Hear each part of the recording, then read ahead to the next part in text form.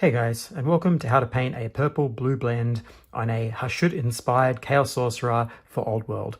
Well, here we are. We're going to be going through the blend that I showed on the previous video on my Chaos Lord, the Hashut-inspired one. And yeah, so we're here to do the blend. And this is a purple or almost pink into blue. So it's a reverse of one of the blends we've done before on the Harlequin. And this time we're doing the reverse. So we're going into these purple pink tones at the top and then going down into blues and light blues down the bottom of the cape. And I think that's a really fun one to do. It's a little bit different than what we've done before. You're going to be managing the colors a little more than you would normally do for some of these blends that I've shown as we get into the highlights and the transition. But it is a fun one, and once you get the basic idea of it down, it does become pretty quick. It's not too hard to do, but you do have to sort of manage the midtones into the highlights. But we're going to go through that. I'll show you how to do it, and you're going sort of up and down and then back up again. And yeah, but otherwise that's the only sort of tricky side to this. The colors are pretty simple. We've got some dark purples, dark blues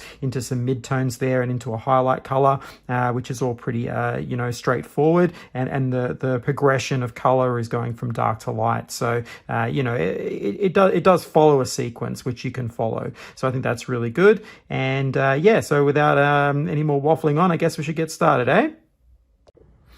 Okay, so to begin with, we set up that gradient. So we've got that night blue, and then night blue mixed with a bit of the purple, and then purple mixed with the toxic mist, and then more toxic mist, and then we've got basically straight toxic mist, a little bit tinted from the purple, and then toxic mist mixed with white. So, you're basically mixing about 50-50, and then, 3/4, 1/4, etc. as you move up through that value structure. So we're starting with that night blue, and you'll see me just put down the base color, and this just takes us away from black and gives us something to work with, and that's the main point. So once we've got that down, then we move into that first sort of shade color or layer color, and we've got our night blue mixed with purple. And so you're going about halfway up the cape up towards the top, and so we're building up towards the top, going lighter and lighter. And so you'll see me just hit those raised areas of the folds of the robes, building in the articulation of the light as it gets lighter across the top surface, and then we're moving into that mid-tone, that purple. And again, doing a little bit less of the cape now, creating nice long lines down the cape into the center of the cape where the other colors are going to meet later on as we build up the highlights into the blue. And so you're just building up that purple and establishing a strong contrast between the sort of more purple tone at the top and the blue that's down the bottom. And so once we've got all that sorted out, then we're moving into the real highlight steps of this. So you're probably going down a brush here, getting a fine detail brush, and you're using that first color that has the purple mixed in with the toxic mist. Again, probably like 3/4 purple to 1/4 toxic mist, and we're starting to do that highlight. And so you're going to be just finely hitting the edges of the top surfaces of the cape along the top, running down, maybe flicking out some little lines, putting a little bit of like damage marks in there, that sort of thing. This is a chaos model, so you want to add a little bit of life and vibrance to that, and just build in that first highlight. And then once we're happy with that and we've got a little bit of that down, then we'll move into the toxic mist that has a little bit more mixed into the purple. So it's not quite a full toxic mist, it's more a lavender color. And so we're using that, a sharper highlight line now, hitting the very top raised areas, coming down the line towards the center, and just giving us a nice highlight. Now, before we move into those final highlight steps on the purple, we come back down to the blue, and we've got that gradient set up there, and we're using that Cantor blue to begin with, and we're going to start building in the lighter tones down the bottom of the cape. And so we build that up, giving ourselves a little bit of definition there, and slowly meeting the highlights in the center. And as we move into those midtones and highlights, those lines will actually start to merge together. So we just build in that lighter tone, and then move into our first real sort of highlight or layer step, which is the Cantor mixed with some toxic mist.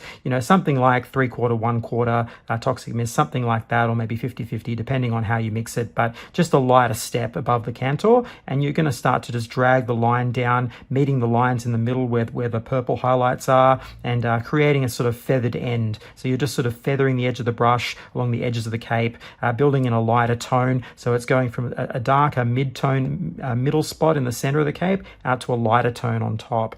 And so once we've got that already, then we move into our first real highlight step. And this one has more of the toxic mix mixed in, so maybe it's a 50-50 here. And you're just going to be using that fine detail brush again and dragging those nice thin lines, using the edge of the brush on the edges, the tip of the brush down the line of the cape, and just building up that fine highlight. And so now that we've got that down, we can now think about those final highlights, as I said.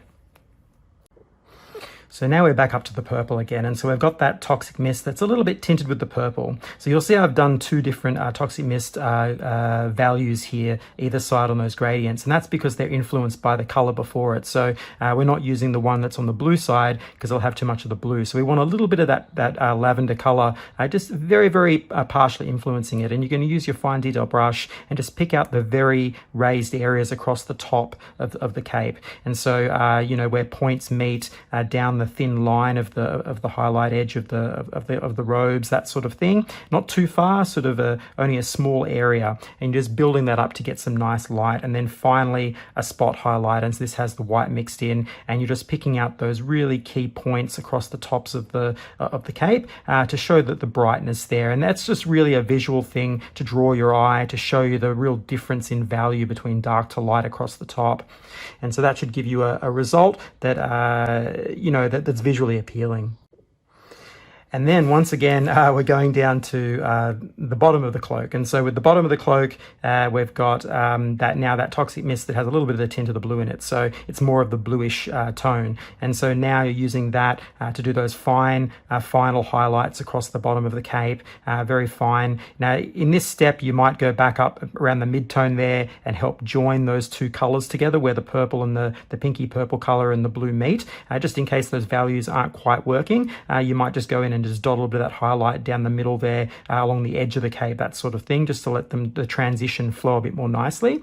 And then once you've got that, you come in with that spot highlight again. It's exactly the same as the top. You're just hitting those really fine points on the edges of the cape, just to add a little bit of that spot highlight, to give it a bit of power and punch, so that the whole cape has a unified whole. And that's the reason why we left this off till the end, so we can judge between the top and the bottom of the cape how much it is drawing the eye and where, so that you get a nice balance between top and bottom, so your eye isn't sort of confused as to where to look. You get a good flow across the whole cape. And there we go, one purple to blue blend all done. Let's take a look. So yeah, you can see how it comes up. It's again very similar to some of the blends I've done on the channel before, but you know, with a subtle difference where we're changing the order of operations a little bit into those highlights, so that we can unify the whole and give ourselves a nice finish. And you can see how it comes up. It sort of goes darker into the middle there and then brightens out again, and as well on the top. And so yeah, it's a really fun one to do. I've gone for a bit more of a sort of I guess streaky pattern, like little marks and flicks of the brush to sort of show its age and give it more of that chaosy feel, rather than, let's say, a smooth blend. But that's really up to you. You can work it either way you like. It's just a fun way to build up colors, and I think it works really well for these guys, you know, for Old World and Hashut followers and that sort of thing, using marks of Tzeentch and other marks, you know, sort of mixing it up a bit for the Warriors of Chaos. You can play around with it and have some fun, and that gives it more versatility, right, for gaming, which is something that, you know, is always good. So yeah, I'm really happy with this one. You're going to see more on the channel. We're going to keep doing it. I'll do a full tutorial of the whole color scheme step by step at some point in the future. You'll see that on the channel. But yeah, then there'll be more after that as well. So yeah, it's really fun to do, and I'm enjoying it and building up that collection. So that's pretty cool. So I hope you've enjoyed this. Please hit that like and subscribe button. It really helps me out. And I guess I'll catch you on the next one.